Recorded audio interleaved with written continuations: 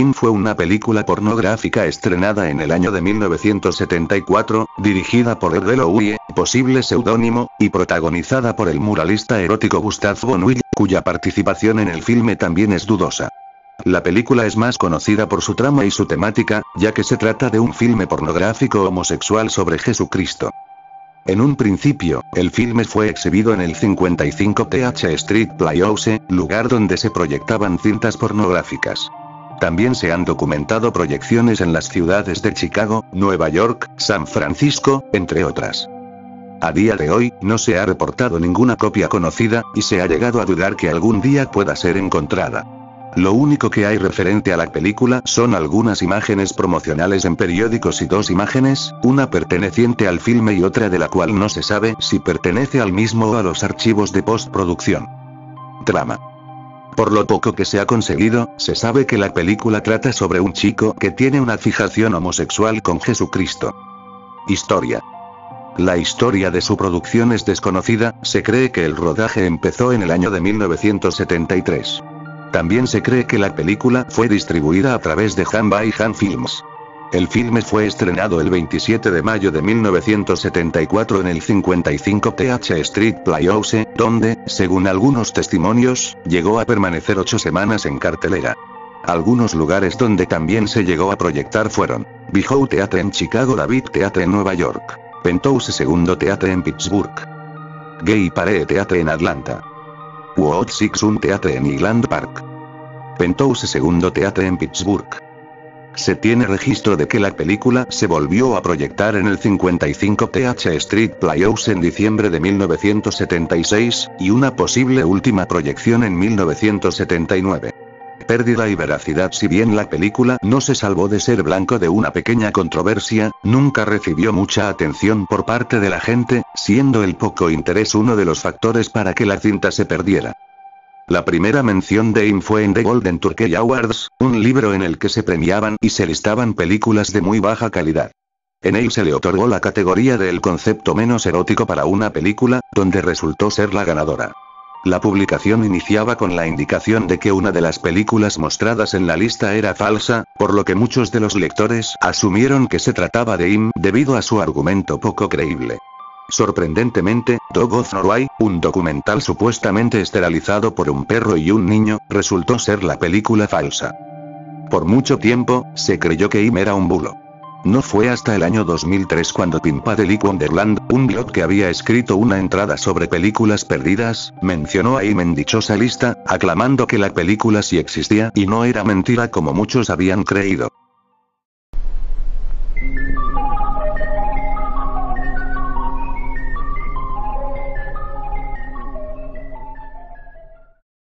Uno de los especiales televisivos más recordados y tristemente célebres de la historia de la televisión argentina tuvo lugar en 1982 durante la Guerra de Malvinas. Sin embargo, no todo el especial está disponible para verse hoy en día. La Guerra de Malvinas. Hacia comienzos de 1982 la dictadura militar que había iniciado en 1976 en Argentina se enfrentaba a un enorme desprestigio, tanto por las denuncias cada vez más fuertes en su contra por sus crímenes, la presión de los partidos políticos para volver a la democracia y una crisis económica cada vez más profunda, que llevaron a que se produjesen protestas y huelgas que a pesar de ser reprimidas aumentaban el desprestigio del régimen. Mientras, en el Reino Unido el gobierno conservador de Margaret Thatcher afrontaba también un fuerte desprestigio por la crisis económica y las manifestaciones obreras, sumado a que las Fuerzas Armadas británicas veían preocupados que el presupuesto militar iba a ser recortado. En ese contexto empezaron las tensiones entre la dictadura argentina, cuyo presidente en ese momento era Leopoldo Fortunato Galtieri, y el gobierno británico por tensiones en el Atlántico Sur, más precisamente en las Islas Georgias del Sur, ocupadas por el Reino Unido y reclamadas por Argentina, en marzo de 1982. Eso condujo al inicio de la guerra con la invasión argentina a las Islas Malvinas, ocupadas por los británicos desde 1833, y parte de un reclamo diplomático argentino, el 2 de abril, ocupándola y desplazando a sus autoridades británicas. Esta acción fue muy bien recibida por la opinión pública argentina y por la mayor parte del arco político, que olvidó sus tensiones con la dictadura. La Plaza de Mayo se llenó de gente manifestándose a favor de la invasión y vitoreando al dictador Galtieri. Reinó en la Argentina un ambiente triunfalista y la certeza absoluta de que la guerra se iba de ganar. El 1 de mayo llega la respuesta británica y un día después es hundido el crucero Ara General Belgrano, provocando una gran cantidad de bajas militares en el bando argentino. La guerra duró un mes y medio, y pese a las muestras de heroísmo de los soldados argentinos y al profesionalismo de sus pilotos, la balanza rápidamente se inclinó hacia la superioridad militar británica. Sin embargo, en la Argentina el triunfalismo seguía reinando en los medios de comunicación, que informaban victorias argentinas. Finalmente el 14 de junio tuvo lugar la rendición. Esta vez la reacción popular fue totalmente negativa, movilizándose a Plaza de Mayo, pero esta vez en contra de la dictadura. Esta derrota fue una herida mortal para el régimen militar, llevando a la renuncia de Galtieri y su reemplazo por el general Reinaldo Benito Vignone, a quien no le quedó más remedio que dar los primeros pasos hacia el regreso a la democracia. El 30 de octubre de 1983 tuvieron lugar las elecciones y el 10 de diciembre asumió Raúl Alfonsín, el presidente electo. El saldo de la guerra fue de 255 militares británicos muertos y 649 argentinos. Se criticó la nula preparación que tuvieron las Fuerzas Armadas, los errores estratégicos por parte de las autoridades, las malas condiciones en que mantenían a los soldados que padecieron frío y hambre, e incluso en algunos casos sufrieron abusos de parte de sus superiores, y posteriormente, que los sobrevivientes fueron olvidados por casi todos los gobiernos democráticos posteriores. El especial Las 24 horas de las Malvinas en el marco del ambiente triunfalista antes mencionado entre las 20 del sábado 8 y las 20 del domingo 9 de mayo el canal público, transmitió un especial llamado Las 24 horas de las Malvinas, que también fue retransmitido por varias señales de provincias del interior.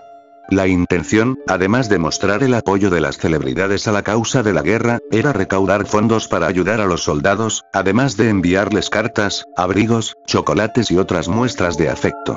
Fue conducido por Pinky, Lidia Satragno, y Jorge Cacho Fontana, dos de los locutores y conductores más prestigiosos de la televisión argentina por aquellos años, y entre sus invitados contó con figuras como Susana Rinaldi, que cantó el himno nacional al inicio de la transmisión, Andrea del Boca, Susana Jiménez, Mirta Legrand, Libertad Lamarque, Arturo Puig, Mariano Mores, Ricardo Darín, Jorge Porcel e incluso futbolistas como Diego Maradona y Daniel Pasarella.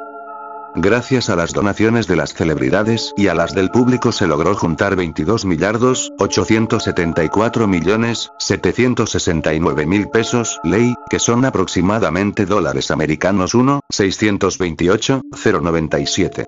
Esta recaudación se sumó a varias más en el marco del Fondo Patriótico Malvinas Argentinas, un fondo creado por la dictadura que durante meses recaudó fondos para enviar a los soldados, llegando a aproximadamente 54 millones de dólares. Con los años se supo que ese dinero nunca llegó a destino, ni mucho menos llegaron las cartas y otros regalos que mucha gente envió a los soldados, incluyendo piezas de oro que se usarían para hacer lingotes. El paradero actual del total de lo recaudado es desconocido y es uno de los mayores escándalos de corrupción de la historia argentina. Disponibilidad de las 24 horas que duró el especial. El archivo de la televisión pública Prisma publicó en total 8 fragmentos, que combinados suman aproximadamente 8 horas y media, además de subir un resumen de 2 horas, el cual además está subido en distintas partes. Se corresponden con las horas 2, 4, 7, 8, 10, 11, 12 y 19. En tanto el canal de YouTube de la televisión pública subió un resumen en 4 partes con fragmentos destacados, incluyendo el comienzo y el final, que en conjunto suman poco más de 2 horas. De las 24 horas que duró la transmisión, se tienen disponibles menos de la mitad, ya que todos los bloques que se pueden ver desde YouTube juntos suman poco más de 12, pero gran parte de ese material es resumen, por lo que la cantidad de horas es bastante menor. Se desconocen las razones por las que estos archivos no se subieron a YouTube todas las horas, ya que es más que seguro que la tengan completa. Y también es seguro que haya sido registrada por coleccionistas privadas, pero tampoco las subieron a ninguna plataforma o red. Y Esmeralda, la esquina más porteña que se puede encontrar en Buenos Aires. En las puertas del Estadio Luna Park, alcancías. Una moneda es suficiente. Lo que usted quiera brindar, lo que usted quiera darle a este fondo patriótico, será bienvenido.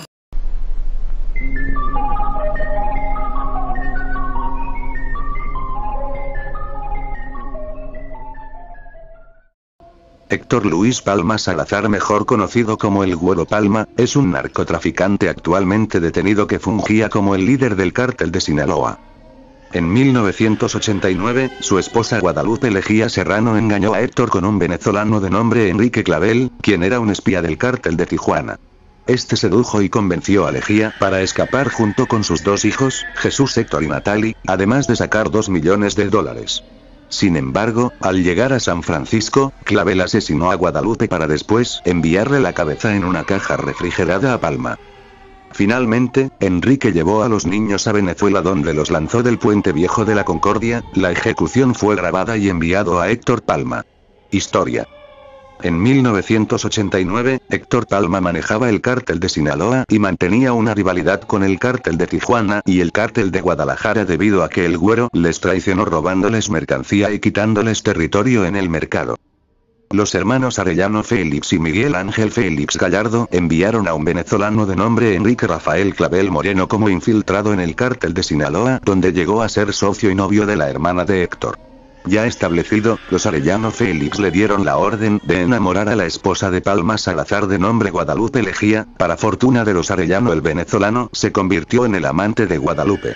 Aprovechando que Héctor se encontraba en viajes de negocios, Clavel convenció a Guadalupe de abandonar a su esposo y escapar junto con sus hijos. Ella aceptó la propuesta, sacó $2 millones de la cuenta de Palma y escaparon junto con sus hijos Jesús, Héctor de 5 años y Natalie de 4 años.